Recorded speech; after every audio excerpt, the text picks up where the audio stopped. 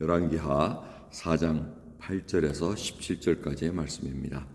하루는 엘리사가 수넴에 이르렀더니 거기 한 귀한 여인이 저를 강권하여 음식으로 먹게 한 고로 엘리사가 그곳을 지날 때마다 음식을 먹으며 그리로 들어갔더라. 여인이 그 남편에게 이르되 항상 우리에게로 지나는 이 사람은 하나님의 거룩한 사람인 줄을 내가 아노니 우리가 저를 위하여 작은 방을 담 위에 짓고 침상과 책상과 의자와 촛대를 진설하사이다. 저가 우리에게 이르면 거기 유하리이다 하였더라. 하루는 엘리사가 거기 이르러 그 방에 들어가서 누웠더니 자기 사환 게하시에게 이르되 이 수넴 여인을 불러오라. 곧 부름에 여인이 그 앞에 선지라. 엘리사가 자기 사원에게 이르되 너는 저에게 이르라. 내가 이같이 우리를 위하여 생각이 주미하도다. 내가 너를 위하여 어떻게 하랴? 왕에게나 군대 장관에게 무슨 구할 것이 있느냐? 여인이 가로되 나는 내 백성 중에 거하나이다 하니라. 엘리사가 가로되 그러면 저를 위하여 무엇을 하여 할꼬? 게하시가 대답하되 참으로 이 여인은 아들이 없고 그 남편은 늙었나이다. 가로되 다시 부르라. 부름에 여인이 문에 서니라. 엘리사가 가로되 돌이 되면 내가 아들을 안으리라. 여인이 가로되 아니로소이다. 내 주 하나님의 사람이여 당신의 계집종을 속이지 마옵소서 하니라.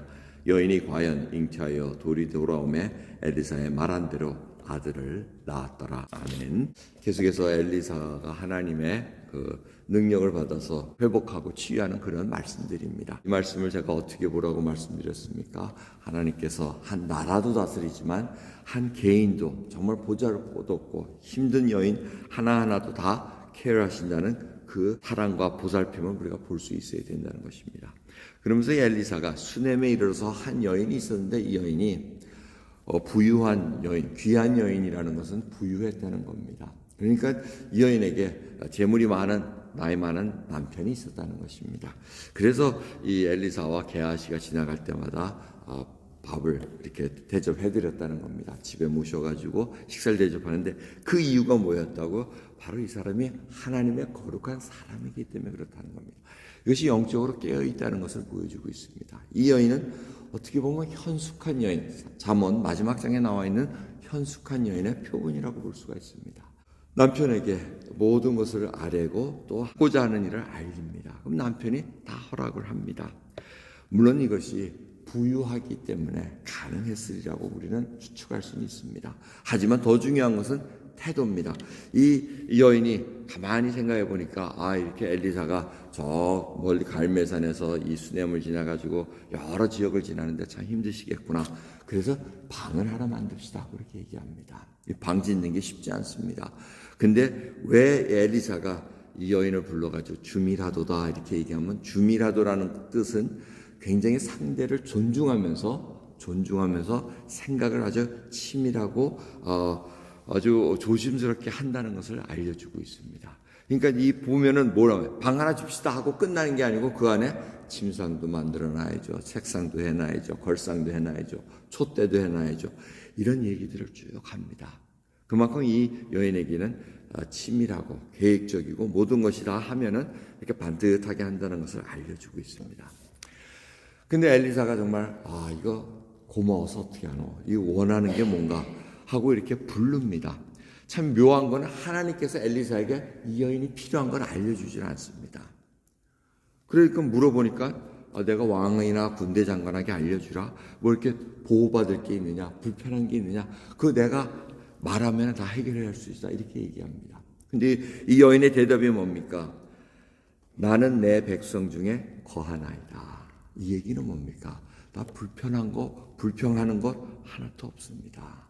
그리고 제가 지금 하나님의 사람에게 이렇게 대접하는 것은 내가 뭘 보상받기 위함이 아닙니다 하고 대답하는 겁니다. 이 말씀은 굉장히 중요합니다. 우리는 뭘 하면은 생색내 가지고 뭔가 다시 보상을 받으려고 합니다. 그게 보상 심리라고 얘기합니다. 인간에게 이게 없을 수는 없습니다.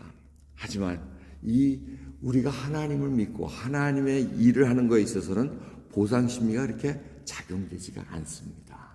그걸 분명히 아셔야 됩니다. 우리가 이걸 함으로 말미암아 하나님 나를 이쁘게 해주셔서 하나님 나를 이렇게 대접해 주실 거야. 이게 아니라는 건 이제는 여러분이 아셔야 됩니다. 그 말씀은 주님께서도 이미 누가복음 17장에 보시면은 비유로 말씀하신 거 있습니다. 한 종이 있는데 밭에 나가서 일하다가 집에 와서 주인 밥 준비하고 주인 밥 먹는데 옆에서 수종 들다가 또 잠자리 챙겨드리고 하는데 그걸 살해하겠느냐 이렇게 얘기합니다. 그게 뭐 고맙다고 얘기하겠느냐? 종이 마땅히 할 것을 한다 이겁니다. 보상심리가 없다고 얘기하니까 지금 얼굴이 입술이 이만큼 튀어나오신 것 같아요. 내가 하는 게 뭐 아니에요. 그게 하나님께서 얘기를 하고 계십니다. 내가 주인이 살해하겠느냐? 종이 마땅히 한 것을 하고 있다는 것입니다. 여러분 우리가 기도하는 거 예배드리는 거 모여서 하나님의 말씀을 그리고 하나님의 그 모임 속에 있다는 것이 무슨 보상을 받기 위함이 아니라는 것 분명히 아셔야 됩니다. 하나님은 그렇다고 잘했다 이렇게 하는 것이 아니라 마땅히 할 거라는 겁니다. 그 속에 예수 그리스도에 믿는 생명이 살아있으면은 마땅히 우리는 봉사하게 돼 있습니다. 마땅히 생각을 하나님께 여쭈면서 알아보고 있습니다. 이 모든 것들이 보상을 받기 위함이 아니라 하나님의 자녀로서 마땅히 해야 될 것이라는 것입니다. 이 수냄 여인은 바로 그것을 알았다는 것입니다. 자신이 부유하고 모든 것이 있지만은 그것이 마땅히 하나님께 돌려드리라는 것을 알고 있었다는 것입니다. 그 대답을 합니다. 그럴 때 엘리사가 여인을 보내고 나고 답답합니다. 도대체 필요한 게 뭐지? 돌려주고 싶은데 은혜를 보답하고 싶은데 나에게 이렇게 잘해주는데 근데 하나님은 알려주질 않습니다. 근데 하나님은 좀 게하시를 통해서 알려줍니다. 이 여인이 자녀가 없습니다. 근데 남편은 늙었습니다. 그 얘기는 뭡니까? 낳을 수 있는 상황이 아니라는 겁니다. 이걸 통해서 하나님은 엘리사에게 알려주십니다. 이 여인에게 아들을 허락하라는 그 말씀이 떨어졌다는 것입니다. 그래서 그 여인을 다시 부릅니다. 근데 여인이 엘리사 앞에 나오지도 않고 문 앞에 서 있습니다. 그래서 얘기합니다. 다음 해에 분명히 아들을 안으리라. 이런 아들이 없다는 건 뭘 얘기합니까? 돈은 많았지만 이웃들로 하여금 저게 하나님 앞에 저주를 받아서 저렇게 된 거지. 저러니까 대가 끊어진 거지. 이런 얘기가 나온다는 겁니다. 그걸 다 참고 그게 다 등에 문제가 없다는 이 여인의 현숙함과 이 여인의 성숙함을 우리는 볼 수가 있어야 됩니다. 우리에게는 이러한 하나님이 주시는 지혜와 하나님이 주시는 현숙함이 함께하고 있습니까? 그래서 이 여인이 아닙니다. 대답하는 게 꼭 누구 같습니까? 사라 같습니다. 사라같이. 속이지 마십시오. 이 남편은 그게 생산 능력이 안 됩니다. 그 고백을 합니다. 하지만 하나님의 능력으로 과연 아들을 안았다는 것입니다. 여러분 이 말씀을 통해서 다시 한번 생각해 보십시다. 우리는 정말 하나님 앞에 저는 무익한 종입니다. 마땅히 할 것을 하고 있습니다. 제가 이렇게 새벽마다 하나님 앞에 이 시간을 드리는 것은 뭘 얻기를 위함이 아니라 하나님께 고하지 않고서는 내가 견딜 수 없나이다. 하루 첫 시간을 하나님께 드리지 않고서는 내가 시작할 수 없는 무익한 종이기에 하나님께 이 시간을 드립니다. 라는 그 고백으로 하루를 시작하며 하나님만 바라볼 수 있는 순전한 믿음의 길을 걸어가길 원합니다. 기도하겠습니다. 감사합니다. 오늘도 귀한 새벽 주님 앞에 이 시간을 하나님과 나누며 주님의 명령을 받고 생각을 주밀하게 정말 상대방을 존중하면서 모든 것을 계획적으로 잘 준비할 수 있는 저희들 되기를 원합니다. 주님 지혜를 부어주옵소서. 하나님 저희들이 진정 무익한 종으로 하나님의 부름받아 쓰임받을 수 있다는 그 하나만으로도 기뻐할 수 있는 하나님의 백성으로 인도해 주옵소서. 감사드리며 예수 그리스도의 이름으로 기도드리옵나이다. 아멘.